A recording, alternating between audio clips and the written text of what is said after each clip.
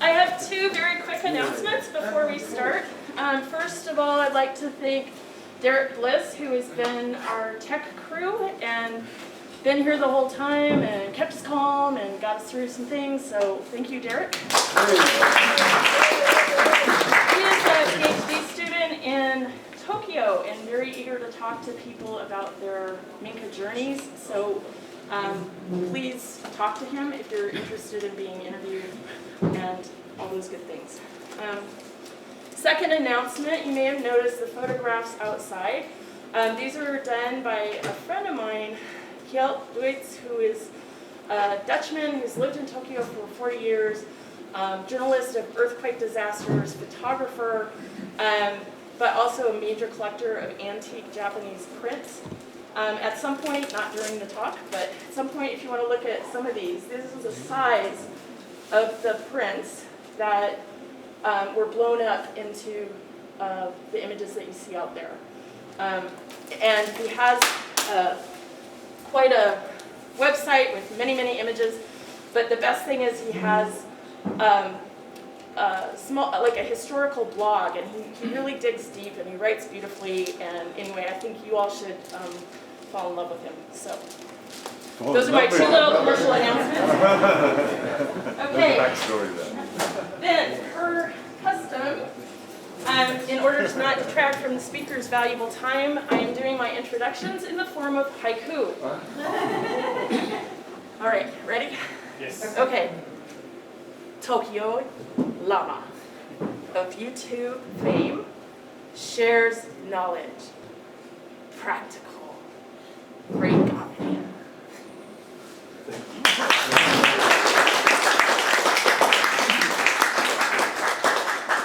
Yeah, thanks very much for coming and watching.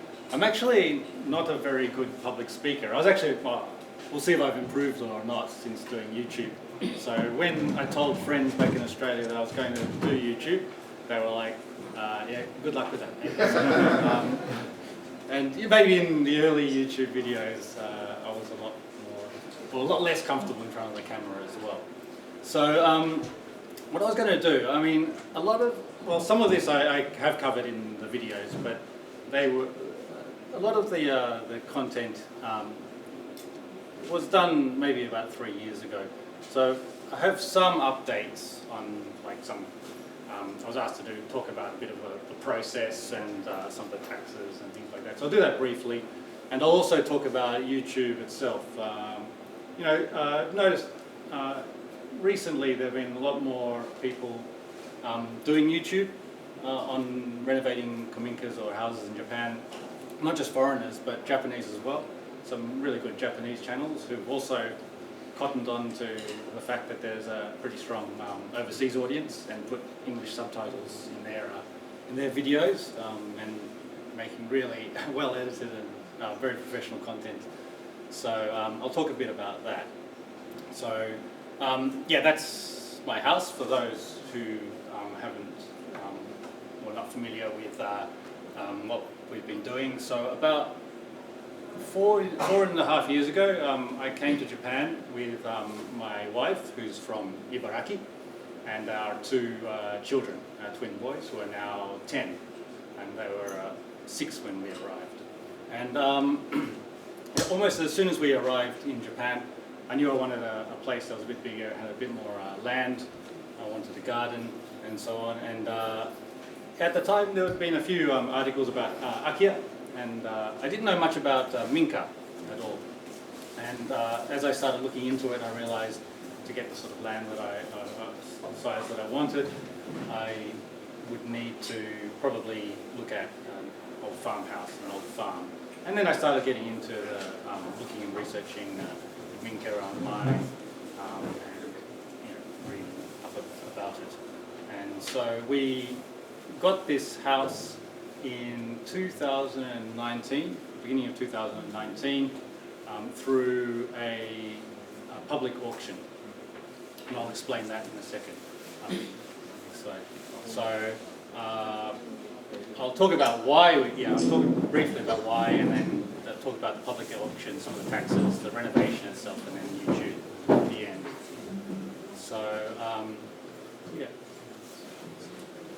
Yeah, so why I've explained a little bit in that we wanted a place that we could have for ourselves. I was living with, we were living with with my wife's mother, my mother-in-law, and she's really nice, but she really is very nice, and in a sort of a small detached house, you know, on a small block with the house pretty much filling the whole block, so not much of a garden. And it wasn't too bad.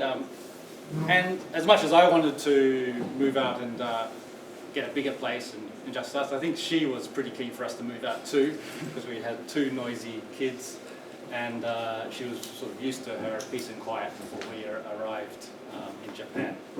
And so that was the motivation there. And also I'd been interested in, I'd never owned a house before anywhere in the world, so originally from Australia, and then we lived in the UK for about 10 years before coming.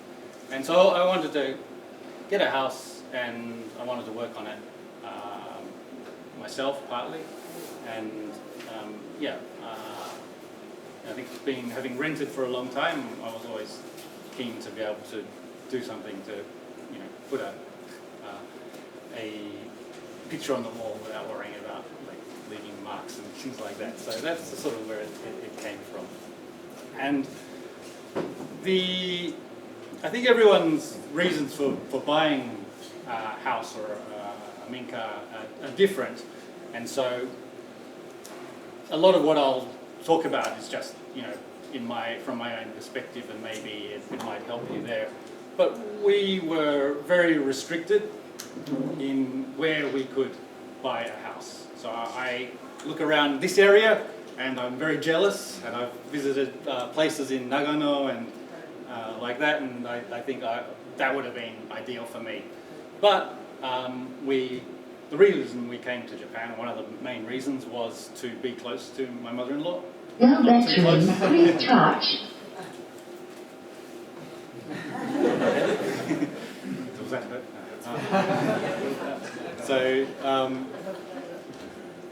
So we were restricted sort of like to a 5-kilometre radius around her house. Not just for her house, but also the boys had started going to primary school, and we'd moved around a bit, even in the UK, and they were happy at their school, and we didn't want to move too far away and cause them to sort of have to settle into another area. So we needed to be within a reasonable distance from their primary school. So as some of you who have already found places, or some of you who are looking for places may know, finding a Minka is not an easy task, as it may seem when you go through the countryside and you see lots of places that could, you know, either be for sale or maybe are even Akia, and you know, they're just not on the market. So we had to keep that in mind and explore all different avenues in how to get a place. So the first thing we tried was the Akia Bank. But from what I've seen, Akia banks really depend on the city or the location, whether there is one or whether it's something that's being promoted, or I feel it sort of depends whether there is one person in there, whether it's in the local government who actually is passionate about it and wants to push it forward, and that makes a huge difference. Unfortunately, in our area, in our city, there's no one doing that, and there was not even an Akia bank. The city website had a sort of space for properties, but there was nothing listed, and I don't think there's ever been anything listed there, so that wasn't open to us. So through my mother-in-law and just some of the contacts we'd sort of developed since arriving, we put word out to people that we were looking for a place, and eventually one of her friends said that actually it wasn't, we could have found it was in the local newsletter, which we never read, but she read it, and let us know that there was this house that was going to be up for a public auction. And a public auction or kobai, is, in this case, is a house that had a tax debt. It also had a mortgage on it as well. So I think looking into the history of what had happened was JA Bank had the mortgage and the tax office had the tax debt, and both of those two organisations were fighting with each other to sell the house and try and recoup some of the outstanding money. And the organisation in Ibaraki is the Ibaraki Tax Claim Control Organisation, the Ibaraki Soze Sai Ken Kanri Kiko, maybe. So yeah, I mean, there should be a similar or equivalent organisation in each prefecture, maybe a slightly different name. And so what they do, what a korba is it's basically auctioning off foreclosed or repossessed properties, and it's a governmental organisation. It's not, yeah, so, and it's quite a interesting, well, from an Australian perspective, bidding process. It's not a competitive bid. You don't stand around and try and outbid each other, and the highest bid is the winner. It's a blind bid. You get one bid, sealed. You go to the office there, and they have a 1 hour window which you register. There are a lot of other properties being auctioned at the same time, so a lot of people there. You don't know who else is bidding on your property, if anyone. There's a minimum price, and you put a deposit of 10% down. And the deposit of 10% is refundable if you don't win, but if you do win and you don't buy it, you lose the deposit. Okay, so it's quite nerve-wracking because obviously you don't know what anyone else is bidding, and you've got to try and win the bid without bidding too much. So there's a bit of game theory involved there. And yeah, so our property had a sort of a minimum bid price of 2.9 million yen. And so we put a bid of, well, actually, it was a bit, I didn't actually go in. My wife did, because we were worried, again, this is a lot of game theory involved, we were worried someone else in our town might notice me as being one of the only foreigners in the town, and then cotton on to maybe us bidding on this property, because not the properties from all over Ibaraki being auctioned at the same time. So I sent my wife in and I told her the figure, like 3,003,377 yen, because I didn't want to lose by like 100 yen or something like that. And, and I kept on bidding in my mind. So I started bidding. We started bidding against ourselves in our head. And so at last minute, I increased it by 5,000 yen, and something like that. So she went in and did that.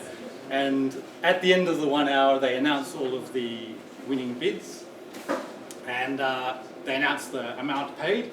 And she told me later that she was so embarrassed. We were the only person that didn't have a round number. And everyone else was just like,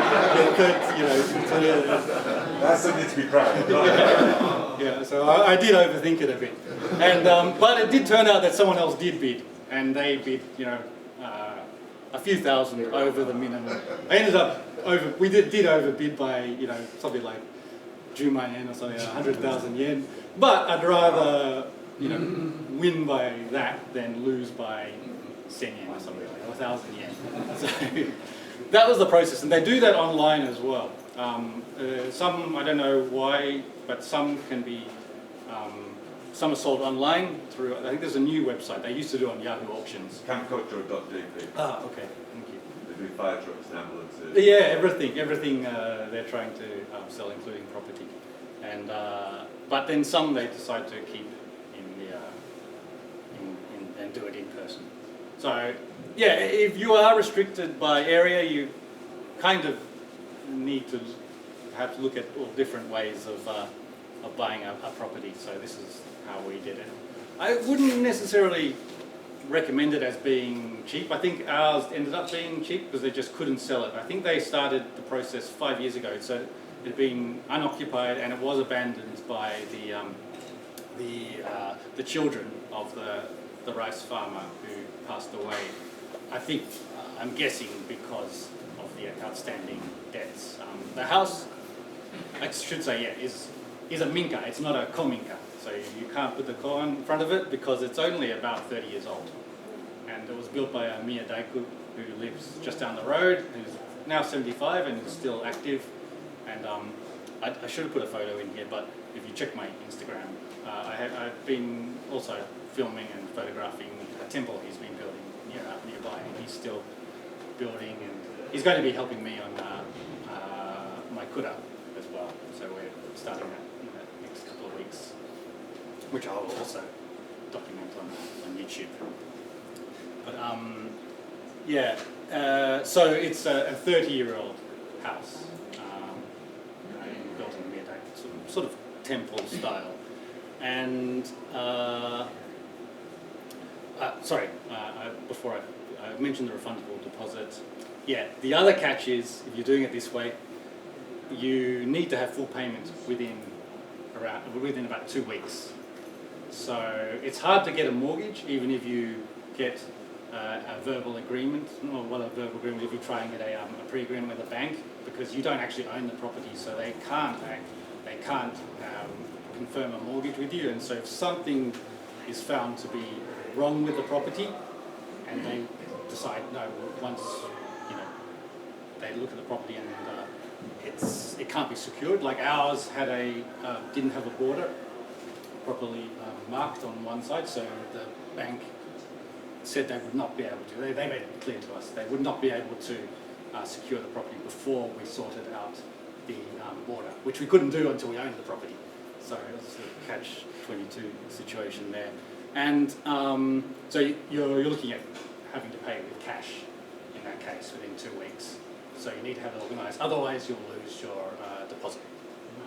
So, which is 10% of $30,000 or Sanju Mayen. It's a substantial amount. Yeah. You can just speak a little louder, please. Sorry. Hi. Yeah. Do we have a microphone? No, sorry. So has anyone not heard anything I've said? So do I try to repeat myself? Yeah.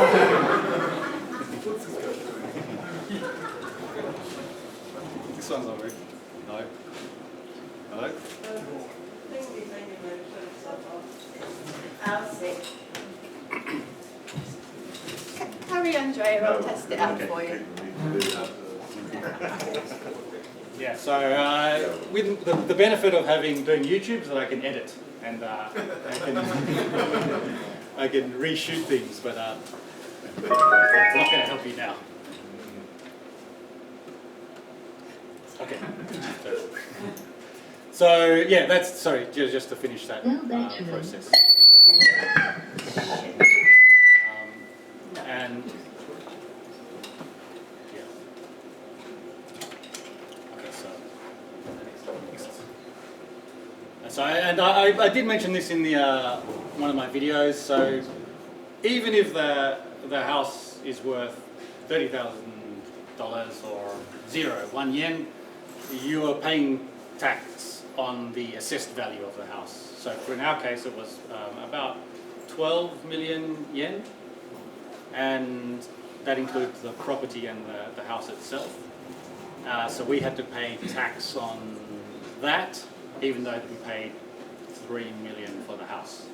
And again, I think some people have asked me why couldn't we have got it reassessed beforehand, but then you need to own the house before you can request it. So you're getting in a catch-22 situation there. So you need to own the house before you can get it reassessed. Now it has been slightly lowered, not to 3 million for some reason, but so yeah. yeah, so you've got to keep that in mind, and that's payable quite soon after purchasing the house too. So that's also cash you kind of need to have ready. And yeah, that's the real estate acquisition tax at 3%, and then there's the property taxes and city planning taxes that are also payable relatively soon. Testing, testing. Sorry for that. Thank you. Is that better? I could hear myself pretty clearly. So then since the video, then we've learned more about the deductions. So for the real estate acquisition tax of 3%, you can actually claim a deduction on that in certain circumstances, which probably don't apply to a lot of kominka, because there is a sliding scale of age of the house that takes you, I think, back about 50 years or so. So sorry, yeah, it's probably painful to hear. Then, but there are also other things you need to read the fine print, and there's a size limit, meters squared of the buildings also, which is like 250 square meters, including all the sheds and so on. And our house was something like 252 square meters, so that ended up being a deduction that probably about $14,000 around that we missed out on there. But the sad thing was that if the bank, and we didn't know this because we didn't do proper research, if we'd known, we could have asked the bank to just secure the main house only and the kura, since we're knocking down a couple of the old dilapidated sheds anyway. But they just, and that, my wife had a long back and forth with the tax office explaining, trying to do this, but the conclusion was no. The house was secured with the sheds that took it over the maximum limit, and even though we knocked them down very soon after buying the house, it didn't matter. So keep that in mind. There may be ways around it. So yeah. So that's basically, I won't talk too much on the taxes there. So, but again, so in addition to the cash you would need if you're buying it this way, you need to have also extra cash for some of these taxes soon after purchasing. Okay, so that. And then yeah, the state of the property was it was abandoned, as I mentioned, because yeah, I think what I was going to be saying before was the house was built at the height of the bubble. So in 1987 to 89, it was being built. We didn't ask the carpenter who built the house directly how much it cost to build, but we did find receipts in the house when we were cleaning it up, and you know it would cost over I think 50 million yen to build at the time, and most of the wood in the house is huge keaki beams everywhere, posts and so on, and it's an extra tall kominka. So the owner, apparently calling the carpenter, wanted a house that was taller than standard. So it's yeah, it's okay. So I'll try to talk louder, try to project my voice a bit. So yeah, so it's a bit taller than standard. So a few of these things ended up causing I guess quite a substantial mortgage was taken out, and that's what I was saying before. Yeah, which made it very difficult for the children to inherit the house, I would say. So, and you know, the value of the property had come down probably to I assume quite a bit lower than the outstanding tax and mortgage on the house. So it was in an abandoned state. There were 2 cars on the property. There was a tractor. There were huge rice dehusking equipment. I'm not sure. About 5 meters tall, huge metal thing. The grounds had been overgrown by the sasa bamboo, which is a real nightmare. It just keeps coming back and it's not a particularly nice looking bamboo either. As you can see, we've sort of worked and tried to cut it. It was literally growing right up to the house, and the inside was also in quite a messy state. You know, everything had been left. There was cup ramen with chopsticks still in the sink. There was an egg in the fridge. Which, yeah, funny enough, didn't smell. It didn't smell.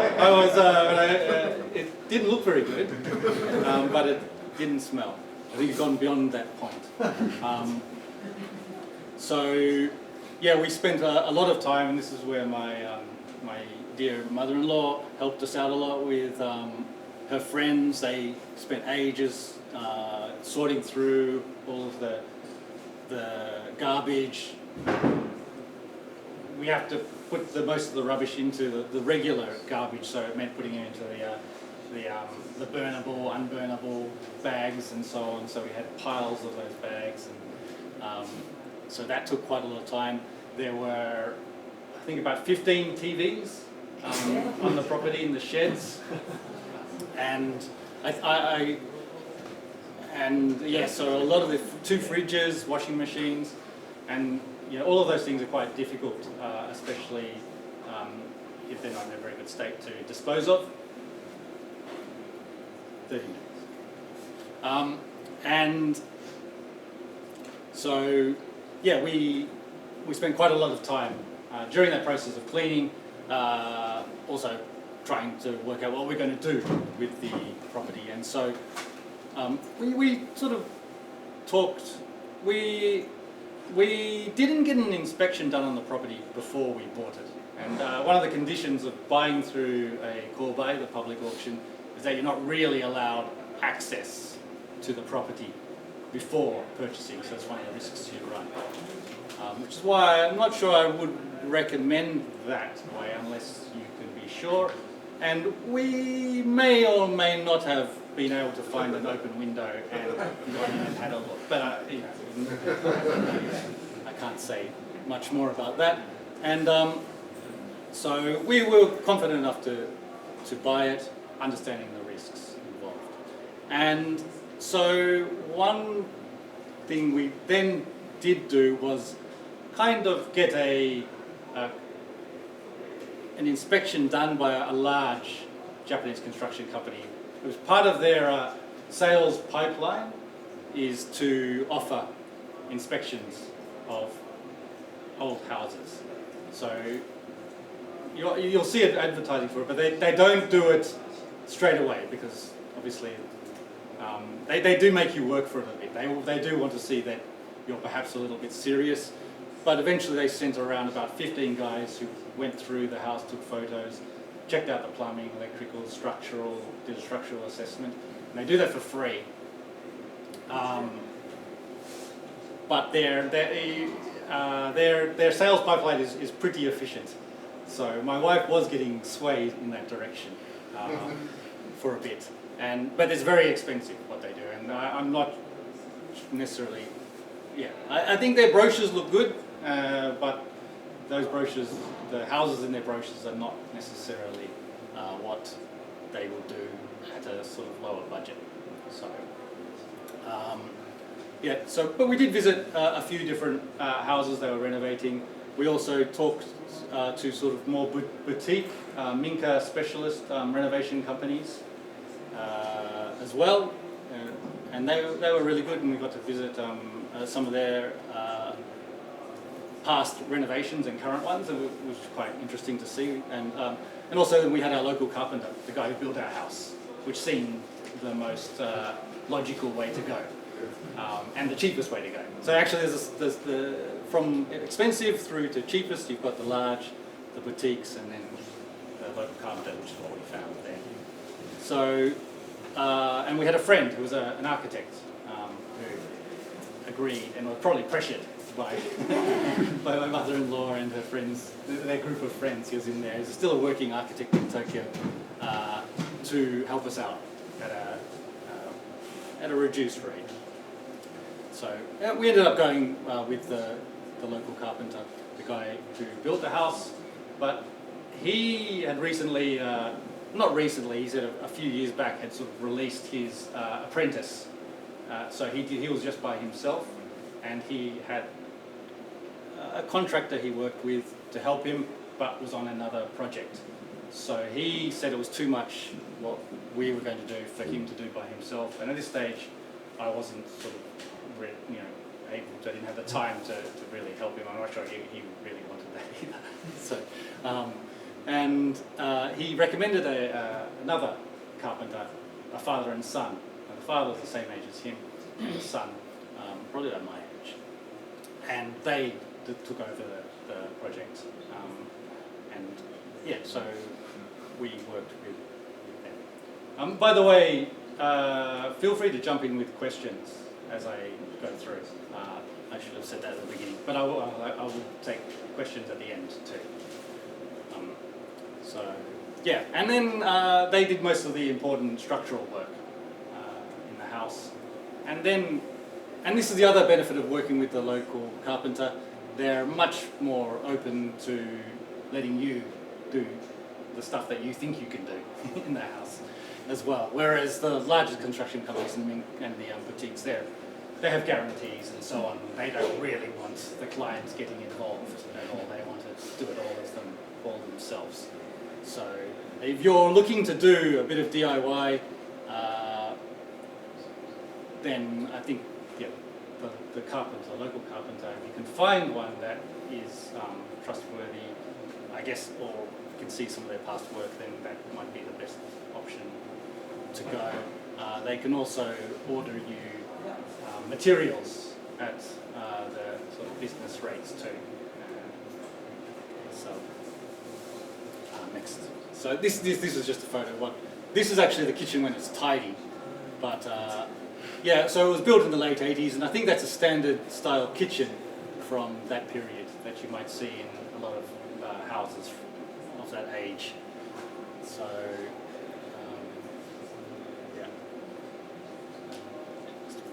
and we had some repair work to do on the roof, just a little bit of water damage. And the upper wood sections I sanded and cleaned up myself because they'd applied, the carpenter said he made a mistake with it, but he applied some crack prevention on the wood that in the end had peeled and did not look very nice. There you can see it on the big the beam across the top of the genkan there. So I sanded all of that off, which took quite a bit of time and effort. So May I ask a question about Sure. the rubbish that's in the house? I noticed with not just your videos, but pretty much all videos about Minka and Akia, like all the houses look like a real hoarders lived there, and it's like full of stuff. Like you said, there was 15 TVs and several fridges. Is it the case that like the local community have been cheaply using it as a dumping ground, like whilst nobody's in there? yeah, I think so. I think either that or in this house the farmer sort of became sick and then moved into a hospital. So perhaps as a way of just earning a little bit of money while he couldn't work anymore, he started saying, okay, you can leave, or taking a little bit of cash that was cheaper than disposing of some of these goods from friends or neighbours. Yes, you can just leave them in my kura. Or the two cars turned out to be, we called the police just to check they weren't stolen cars, because you can't easily get rid of a car in Japan if you're not on the shaken, and so it's illegal for a wrecker, I think, to even take a car off someone if their name is not on the shaken. So we had to get it checked by police, and then we had to do a sort of self-certification that we said this was not a stolen car, we take responsibility. So I think perhaps he may have received allow people to put cars and things like that and dump things on there. Or that people have just done it in a sort of cheeky manner as possible. So, and then working with the local carpenters also, it opens you up to a lot of their connections, in terms of that they'll bring in their electrician who they trust, their plumbers, and so on. I didn't really, so I assumed at the beginning, okay, so the carpenter's brought his guy in, we have to work with that guy. And as I went through it, I found they're a lot more flexible about it, as long as you were very transparent, like you sort of had an idea of someone else you wanted to use. So for example, we had a kitchen guy, we recommended it to us through our architect. And as long as we sort of said, this is our plan to use someone else, or we want to get quotes from your, say, Tadaguya-san or someone else, they were completely fine with that. So I think at the beginning I sort of tiptoed around that a bit too much. There was only one of their guys I wasn't really happy with, that I wish perhaps we'd done something else there, but that's, I won't say. I mean, what trade? I won't give away. Smart, for sure. No, the electrician was great. The electrician, he went above and beyond. Put his name on the Facebook page. He was really good, and he's still our electrician now, so we work directly with him. So he's good. And so you can shop around, and also their suppliers, like of toilets, and from their guy, they were fine if I looked for prices and quotes online as well and compared them. They were really relaxed about that too. So That's not always the case. That's really good. yeah, okay. They were just they were just fine as long as we didn't sort of blindside them with suddenly. Even some of the wood, I got some of the hinoki counters we used for the bathroom online from Kyushu, not through their lumber guy. But again, it was sort of this is how much I can get it from online, and they said, well, they'll ask their lumber guy, and they said, no, yours is much cheaper, so that's fine. So so those are some of the things there. I think that's I think the next bit is, I was going to talk about YouTube. That's right. How much time have we got left? About 20 minutes. Okay. So I was as surprised as my friends back in Australia that my channel actually took off a little bit, and now, as I mentioned earlier, I've noticed a lot more YouTube channels popping up, and some of them are really good. Some of them probably better than mine, but have yet to benefit from the YouTube algorithm. But if people are looking to do YouTube,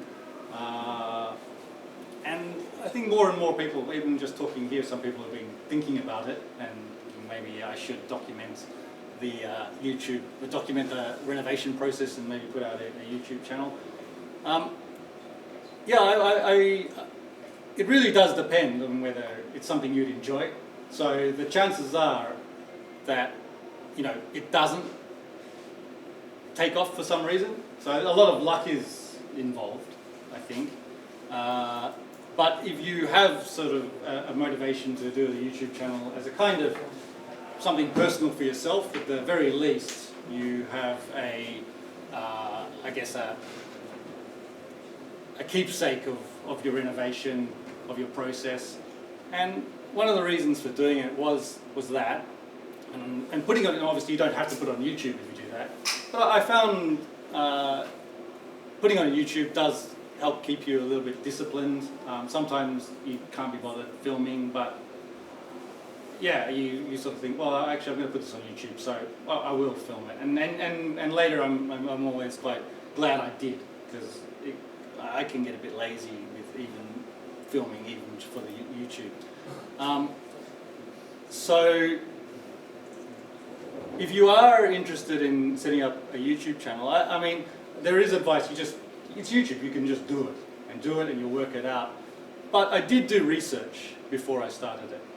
So I looked at channels that I liked watching, looked at channels that were popular, and tried to deduce what made them popular, and so on. And then also taking that information, I sort of worked out what might fit my own personality and my own style, because I'm a pretty quiet, laid back kind of person, so I can't do like a really high energy, hey, welcome to my Minka kind of video.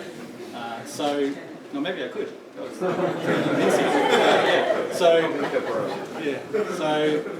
So that's it. And I think I was when I was thinking about this, I was talking to some visitors here on Friday, and they mentioned all these ideas of why my channel became popular, and why it took off, and I had this do your research, personal style story. And they said, oh, we came across your channel because saw Tokyo Llama, it sounded interesting, so we clicked on it. And so maybe none of that matters, just choose a catchy name. That's all. So take this with a grain of salt, because I don't think anyone really knows. Where did you get the name? Tokyo Llama. Well, yeah. Yeah. So I did want to have a kind of catchy name. So I thought Tokyo. Well, first of all, llama. I wanted an animal in the name, because I thought obvious choice, llama. Yeah. So llama. I wanted an animal in the name because I thought it might work well in a logo as well. And something about having an animal in the name. And then I thought, what animal? And I wanted an animal that was a little bit rural. And I spent a bit of time in South America, so I came to like the llama, and it sounded nicer than alpaca or vicuña. So that's where the llama came from. And then, well, I'm in Ibaraki, and it's not the most well-known of places in Japan for people overseas who haven't been to Japan. And so Ibaraki llama didn't really have a really good ring to it. And I'm only about 40 minutes by train outside the center of Tokyo. So I thought, close enough. Tokyo llama. So that's how I... Are there any llamas in any of your videos? Oh, well, I should actually. I should have a llama in my, just to complete the branding. I don't You think need a I've llama. seen Instead of a tanuki, have a llama. Yeah. You could probably buy one in the pet shop in Tokyo. Yeah. So, but most of the viewers are 30% of viewers are in the USA, which is why a lot of any YouTube channel is kind of a US centric, converting everything to feet, talking in Fahrenheit, or things like I always put conversions in there, and also a lot of the people don't actually know that much about Japan, so they're not necessarily following initially for Minka. They're not following for any of those reasons, or they don't even plan to go to Japan. People just like watching DIY shows, like whichever country you're in, the DIY shows are always some of the most popular ones.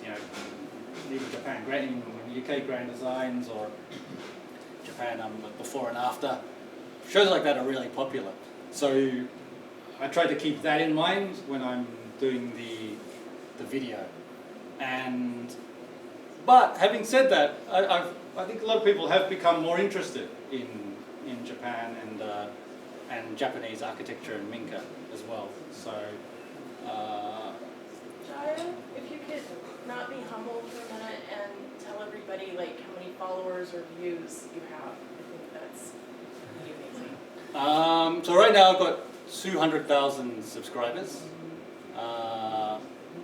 and yeah, I think in total, since I started my channel about 3 years ago, yeah, almost 3 years ago exactly, I've had over 15 million views in total. And so All a couple, personal friends. yeah, I'm very popular. No, it's my mum. My mum is like 14 million times. I said, Mum, what are you doing? You don't have time to do that. Just sit and press the button. It makes you watch all the ads. I made the Minka Japan website, and so I can see all the stats for the site. So when everybody here has been asked to look at everything, and there's with the graphs, there's this massive red spike right in the middle of it, which is actually the day you posted on YouTube that you were doing the talk here today. And then I can actually click on that day and see where all those people were from around the world. And it's Venezuela and South Africa and Russia, literally everywhere, all around the world. And I think it'd be so interesting to do research into why those people come to like your videos particularly, because I think It's the love. it's definitely something about, like, we're from London and there's a housing crisis. It's the opposite problem. There's a lack of housing and all the really old houses are really, really expensive. And so that's how I came to find your channel, was watching videos about Aki renovations, and then yours came up as a suggestion. And then I came to watch your video again, and it had like millions of views all of a sudden. I'm like, wow, you really captured a zeitgeist. And I was wondering what your viewers, what their comments are and what they ask you. Yeah, that's a good point. I think a lot of it is that as well. It's the Akia side of things, and it is the largest demographic in terms of age viewing the channel is 25 to 35 years old, and 60% male, which is disappointing. I thought it would be more females watching. So yeah, so that's, I think it is a lot of that is people who are younger people who are maybe priced out of their own home country's markets, like I was in London. I lived in London too before coming here, and then seeing the prices of houses in Japan. And it's not so simple, like, once you become more familiar with Japan, but to a lot of people at first glance is like, wow, this is amazing. This could be a solution to some of our problems, or at least it's interesting to them. Yeah, so yeah. On your channel, do you find a lot of trolls or naysayers, and if so, how do you deal with that? So I thought, I was wondering if I thought there would be more. There are some, but really I've been surprised and blown away by how positive most of the people have been. So if there are any negative comments, I just ignore them. I don't bother engaging or anything like that. It's not worth it. And if you do YouTube, you need I don't have the thickest of skin, but you need to have a certain thickness there, and not to the front. So yeah, you just, even though sometimes you feel like just responding back, and it's not worth it, and just let it go. You're never going to please everyone all of the time. So yeah, even people who like your videos will sometimes say, I don't like this type of video. Like if I've filmed, say, other people's renovations, and some people say, I prefer just watching your renovation, things like that.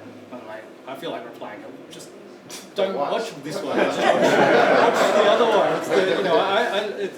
I don't feel the need to comment on this when I watch other people's. But anyway. I think you got a lot of contention when you were deciding about your gutters, I seem to remember. I sort of built that up. I actually probably introduced negativity there, because it was kind of a mistake with You those went with gutters. plastic gutters in the Yeah, because just we made the mistake of, might give you an idea of who I was not happy with. Yeah, we made a mistake there. So the copper gutters were supposed to be repaired and put back up, but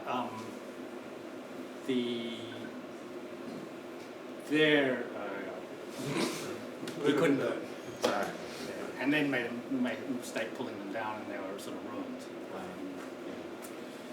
So yeah, and then Jaya, new copper gutters are Jaya, too quickly, expensive. your family relationship, Yeah. the connection with family with the channel is kind of, I think, one of the key elements. How does your family think?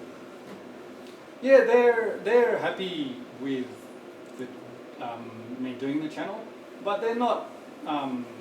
They don't mind being in it, but they're not keen. So I keep their appearances in the channel to a minimum. So yeah, because that's the thing. When I talk about this project, I'm always often saying I, but it's my wife as well, and she's doing a lot of stuff. So I mean, she's in the background as well. I mean, she's done painting and all of that too, and she does all the shoji and so on, which I have shown. So she doesn't mind so much. The kids are not so keen, so I don't really show them anyway. I know when you had your interview with Joy Walsh, Yes. and the town bells went off, and Yes. you went on mute. So there was like this sense of trying to protect your privacy with that many people. Can you talk a little bit about, have you had any problems with that, or just like how you're being cautious about? Yeah, so I was a bit. So I don't mind saying where I live precisely if people know the area, but I guess I'm a little bit paranoid about sort of making it too easy to find. Have you had any problems? No, I haven't had any problems. I have seen online people have actually managed to find my house through Google Maps. It's a bit weird when you see like, on Reddit, I found his house and And even inside your house. yeah, it's like there's got a photo in front of it. No, I haven't had anyone come and visit unannounced or so on. Some people ask if they can come and visit. I generally wouldn't mind, but also at the same time I'm not super keen to just have some people I don't know coming and visiting. If it's a friend of a friend, I'm usually fine for people to come and have a visit.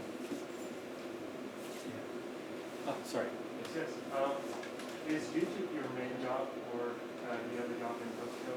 So it wasn't my main job, but right now it is my main thing. It wasn't intentional to go to YouTube because the money is not huge. You wouldn't want to rely on it.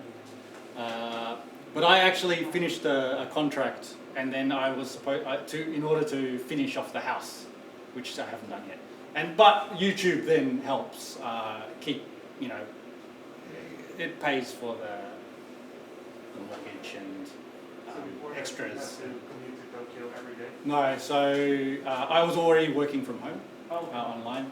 My wife was commuting to Tokyo, and well, I guess fortunately for her, I know it hasn't been so good for other people, but her company has now moved fully remote. So it was for her, the timing was great. So she's basically, she hasn't been to her office in Tokyo for months. She only goes once a month typically, and so it was quite fortuitous that we had this place that's big enough now for her to work in, me to do my work and stuff, and the kids, and so it wasn't such a bad period for us. Yeah, that's nice, because that's like my biggest fear, was having to commute every day for because you want to live in your countryside. Yeah. I think if you can find a place, I mean, not so easy, but we're it's a 40-minute train into the center of Tokyo. It's not too bad, but you've got to drive to the station. We're not within walking distance of a station. So there's that, and then, that turns into more than an hour each way, which, I hate to commute like that right now. I don't think I could do it again. Yes. I have a question about. Sorry, at the back first. Do you? I'm sorry, I missed the first few minutes of this.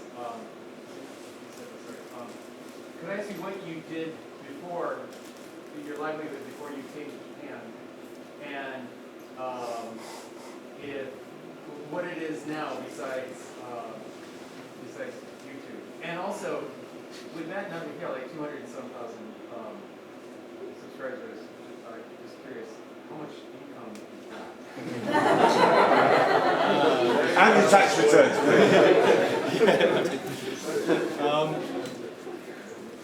Well, I can tell you a little bit afterwards. Sorry, but it's not a huge amount, and it really depends on how often you upload. So if I don't upload a video a month, a video in a month, I don't get it that much. Well, the reason I'm asking is I'm just trying to figure out in my own mind like, how to make all this work. You know, it's like, do I make a YouTube channel? Do I do something? So I was wondering, like, what is your other work? Now, so right now, no, I'm only doing YouTube now. But I've got a few other sort of irons in the fire. And I also do Patreon as well. What type of work do you do? So I was working in IT. Well, I sort of do, back-end web design. So, or back-end. So, yeah.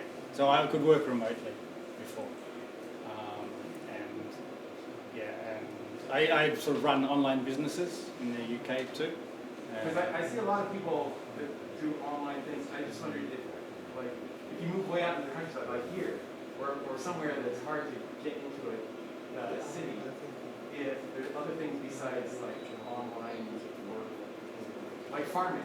Do you do any farming? No, I don't do any farming. I would like to do farming for personal use, but I did cross my mind. I did think about perhaps looking into farming, but at the moment, with the kids at their age, I don't think I have the time right now. So I've looked at a few other things in terms of perhaps cafes or things like that, doing another Minka and making a cafe, but right now, just with the kids at their age, I don't think I have the time on weekends to do something like that properly. Could you talk a bit about how the theme of your YouTube channel is evolving now that you're pretty renovated? Well, I actually still got plenty to do. So I haven't even finished the main house, and we've still got the kura to do, and I will be setting up sort of small scale farming for our own use, things like that. The whole second floor, the attic level, we want to renovate too. So there's that. But I've also started filming other people's houses and renovations. So recently I filmed another Aussie guy in Nagano who converted his Meiji era Minka into a cafe and house. He started farming as well. So you find them on Google Maps and then stake them out? No, they usually contact me. Okay. So so some people contact me, and I have contacted other YouTubers. So I think Laura and Ichi in Ibaraki, not only were they pretty close to my house in Kasumigaura, but they also started a YouTube channel, so I knew they would be interested, and so I contacted them and asked them if they would mind if I came and filmed their place. So if these people want you to go visit, they can get in contact with you? Yeah, sure. Yeah. Can you stay and document the whole thing so we have to do the video editing? Yeah, well, no. No. Yeah, and that's the other thing. If you do YouTube, you kind of have to enjoy video editing, or be interested in learning, because which I do. I really enjoy. Well, I think that's one of the secrets of your success is that your videos are really well edited and your content runs really deep, and you're so transparent about what the costs are, what you ran into, what you did wrong. like it's this very honest, transparent view of a process. It's beautiful. I haven't been completely transparent. I haven't told anyone what my total cost has been yet. I'm sort But of you like, get an it's getting idea. more and more, and I'm getting, oh, this is going to be, yeah. Well, I will eventually. I do want to mention, if it's okay, how we met. Yes. I joined an online forum called JapanSimpleLife.com. It's a free forum for people who are living in the Anaka. And so I was doing all this research, and they have all these threads like, oh, how do you capture native bees? And then talk. And it's archived, a lot of really good information. How to put in a maki stove, And right at the same time, I tripped on your YouTube channel, and there was like this guy called Ibaraki Llama on Japan Simple Life, and I'm like, another llama? And anyway, that's how we connected. But I wanted to make a plug for that site. It's not commercial. It's just people trying to get to do what we're trying to do. So, you know, we love Minka Japan, but this is another tool that. Sorry, what's it called again? JapanSimpleLife.com. As in the TV series Simple Life? Japanese version. I don't. That would be amazing. I think that's what it's come from. I'm guessing that's what I assumed. It's not that active, but I mean, when people get in, I've gotten a lot of good information, then I forget about it, and then go back to it. It's like lots of wise advice. People doing farming, people trying to get agricultural land, and going through buying an Akia and government grants, and so there's quite a bit of information and connections to be made. So anyway, thank you for that. Do you have any last thoughts as your time is about up? No, but just good luck. We have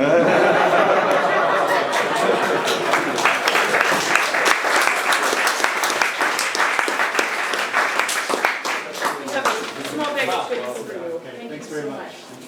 Thank you. Kyle, are you? Yeah.